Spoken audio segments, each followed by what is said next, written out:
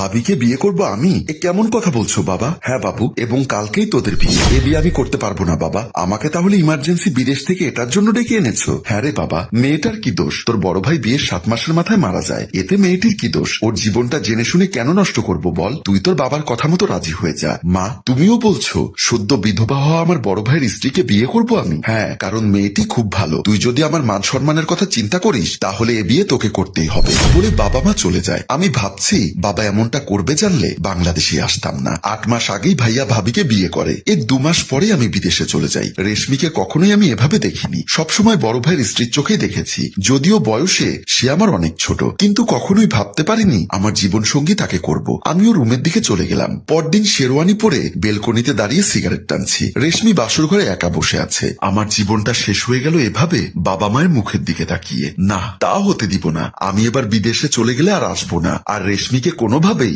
স্ত্রী হিসাবে মেনে নিতে পারবো না। রাত অনেক হয়ে গেছে, আমি রুমের দিকে চলে যাই। রুমের দরজা খুলতেই দেখি রেশমি বসে বসে কাঁদছে। আমি দরজা বন্ধ করে দিয়ে খাটের দিকে যাই। খাটের পাশে গিয়ে দাঁড়াতেই রেশমি নিচে নেমে আমার পাশে দাঁড়িয়ে পড়ল।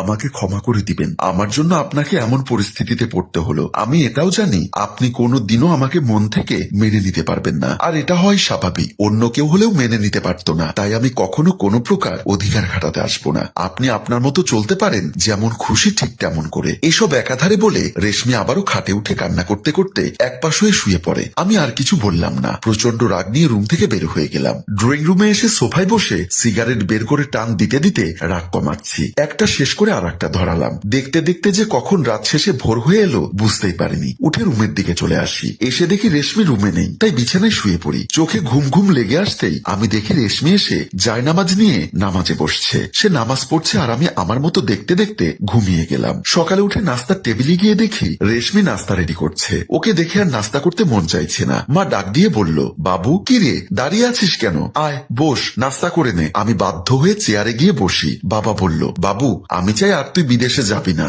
এখানে থেকে ব্যবসা শুরু কর। এটা কি কথা বাবা? সেখানে তো অলরেডি আমার ব্যবসা আছে, এখন এসব বাদ দিয়ে আগে খেয়ে নাও তো। আমি রেশমির দিকে তাকাতেই প্রচন্ড রাগ ওঠে। কোন রকমে নাস্তা করে বের হয়ে গেলাম। দরজার বাহিরে দাঁড়িয়ে ভাবছি বন্ধুদের সাথে আড্ডা দিয়ে সময় পার করে দিব যে কদিন বাংলাদেশে আছি। রাত করে বাড়ি ফিরবো যখন রেশমি ঘুমিয়ে পড়বে। ওর মুখটাও আমার দেখতে ইচ্ছা করে না কেন জানি। আমি চলে আসি বাহিরে। বন্ধু সাইফুল আর ফাহিমের সাথে গল্প করছি। হঠাৎ সাইফুল বলল, কি বন্ধু কেমন রাত কাটলো? ভালোই তো পেয়েছিস ভাবিকে। ভাবি বলে কি আদর না নিয়ে এসেছে? হয়তো ওদেরই ভেতরে বেশ জমেছে। দুজনেই হেসে ওঠে। আমি তাদেরকে বললাম, তোরা কি কখনো মানুষ হবি না? কোথায় আমি কেমন আছি জিজ্ঞাসা করবি, তা না করে তোরা বউকে নিয়ে বলে যাচ্ছিস, এতে তার কি দোষ? আমার কথা শুনে দুজনেই মাথা নিচু করে রাখে। বন্ধুদের থেকে বিদায় নিয়ে রাস্তা দিয়ে আসার সময় হঠাৎ মেসেঞ্জারে টুংটাং শব্দ করছে। আমি ফোনের মেসেজ দেখছি, দেখি প্রিয়া। ওর সাথে বিদেশে থাকা অবস্থা থেকেই ফেসবুকে পরিচয়। কিছুদিনের ভেতরেই আমাদের সম্পর্কটা ভালোবাসায় রূপ নেয়। আমি কখনো বিশ্বাস করতাম না যে ভার্চুয়ালে ভালোবাসা হতে পারে, কিন্তু প্রিয়া তা ভুল প্রমাণ করে দিয়েছে। ও আমাকে ফোনের অন্য প্রান্ত থেকে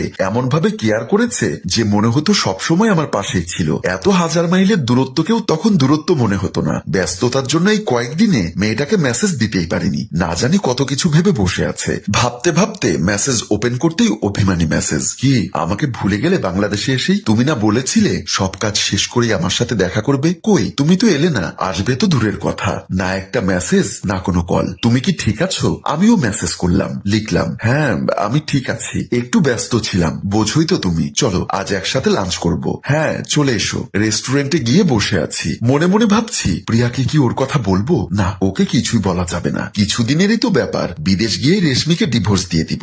অযথাই ওকে বলার কি দরকার? হঠাৎ করে প্রিয়া চলে আসে, আর এসেই আমাকে জড়িয়ে ধরে বলল, কেমন আছো তুমি? কত মিস করছি তোমাকে। আমি ওর দিকে এক পলকে তাকিয়ে আছি। প্রিয়া আধুনিক মডার্ন মেয়ে, জিন্স টপ পরে এসেছে। কি দেখছো এভাবে? ছবিতে তোমায় যতটা সুন্দর লাগে তার চেয়েও অনেক বেশি সুন্দর আর স্মার্ট প্রিয়া। তোমাকে যতই দেখছি ততই মুগ্ধ হচ্ছি। মনে হচ্ছেই না আজ আমাদের প্রথম দেখা সরাসরি। মনে হচ্ছে যুগ যুগের চেনা হয়েছে। আর বলো না, প্রিয়াকে দেখেই যেন নিমেষেই এই কয়েকদিনের যন্ত্রণা ভুলে গিয়েছি আমি। চলো না বাবু, কোথাও ঘুরে আসি। হ্যাঁ কিছু খেয়ে নেই তারপর। বাড়িতে ফিরতেই দরজা খুলে দেয় রেশমি। শরীরে শাড়ি ঠিক মতো নেই, মনে হয় ঘুমিয়েছিল। চুলগুলো এলোমেলো হয়ে মুখের সাথে লেপ্টে ছিল। আমি কয়েক মুহূর্ত তার দিকে তাকিয়েছিলাম। আমাকে তাকিয়ে থাকতে দেখে সে চোখ নামিয়ে নিল। সে মুহূর্তে আমার খুব ইচ্ছে করছিল তার মুখ থেকে চুলগুলো সরিয়ে দিতে। এক অন্যরকম মাদকতায় সেই মুহূর্তে আমাকে পেয়ে বসেছিল। পরক্ষণে নিজেকে সামলে আমি নিজের রুমের দিকে চলে গেলাম। রুমে রুমে এসে বসে বসে চিন্তা করছি এসব আমি কি ভাবছি। না, এগুলো ভাবা মোটেও আমার ঠিক হচ্ছে না। কোনোভাবেই আমার রেশমির প্রতি মায়া বাড়ানো যাবে না। আমি প্রিয়াকে ভালোবাসি, আর বাংলাদেশ থেকে চলে গেলেই রেশমিকে ডিভোর্স পেপার পাঠিয়ে দিব।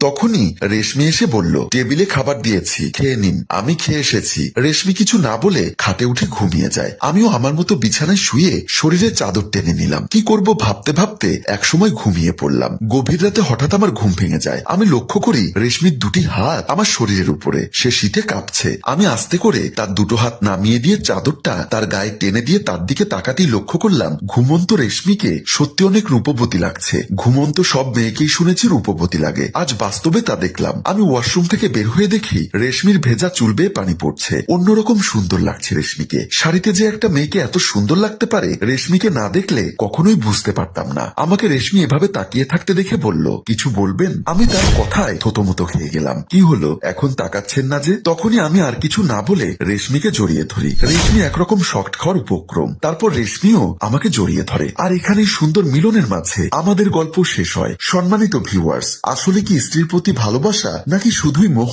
সে কি প্রিয়াকে ভুলতে পারবে? কমেন্টে জানান। গল্পটির ভাবনায় হাসিম রাজু, পরিচালনায় HM কানন। গল্পটি ভালো লাগলে লাইক, কমেন্ট ও শেয়ার করে অন্যকে দেখার সুযোগ করে দিন। ধন্যবাদ।